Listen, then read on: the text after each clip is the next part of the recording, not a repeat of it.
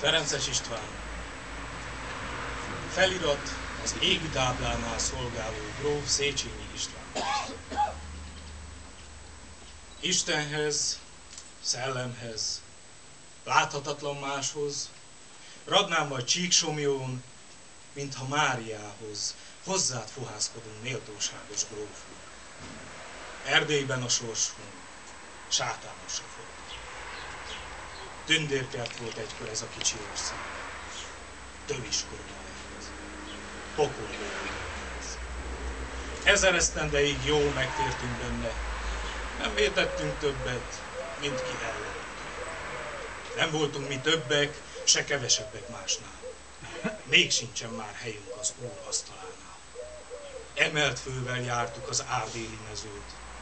Nem térdeltünk mi le, csak az Isten előtt.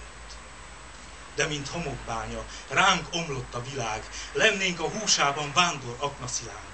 Mint folytogatókban szorul a nyakunkra akárcsak a kötél, a Kárpátok hurka, ahol immár jog lett, máson a gyalázat. Disznók elé prédál és megront te század, mely odadobott, mint lerágott koncot, a Balkánhoz címzett, cirkuszi polithoz. Mi lettünk a jött-ment ázsiai horda, idegenek vagyunk édes otthonunkban. Acsarognak reánk új banditalatrok, ki tudja, hol készül ellenünkre pogrom. Nyelvünket kitépnék, elnémítanának, kellenénk is, nem is, mint másnap a vágynak. Kisebzett a szájunk a sok könyörgéstől, hó helyett hamuhó ránk a magos égből. Önmagunk pusztítjuk, egymás jonhát marjuk, tehetetlenségünk sárba húzza arcunk. Európa felé mind hiába hívnak, leszakadnak egyként előttünk a hidak. Hitvány itt, aki más, lefokozott ember, mert Erdélyt, jó uram, nem öleli ember. Ébredj hát, ébredj fel, gróf Széchenyi István, gyere el Erdélybe, hajózz fel a Tiszán. Dübörögjön végig izzó szenvedésed ezen a bajlátott, megtöretett népen. Csak te, a legnagyobb tudod megmondani, hogy lehet kisebbként magyarnak maradni. Gyűjtsél magad köré, mint pásztor anyáját. Építsd fel lelkünkben békénk szent egyházát.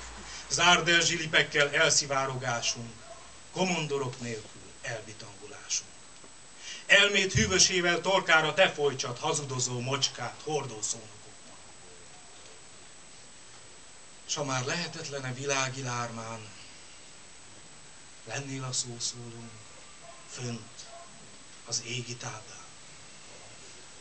Jól tudod, hogy itthon s jók akarunk lenni, hogy csupán az árvák tudnak így szeretni. Legyél a kortárson, gróf Széchenyi István, egyedül általad maradhatunk tisztán. Hallod-e, Cenkura? Döblin grácsát tépjük, zörgetik a láncot. Jönnek értünk.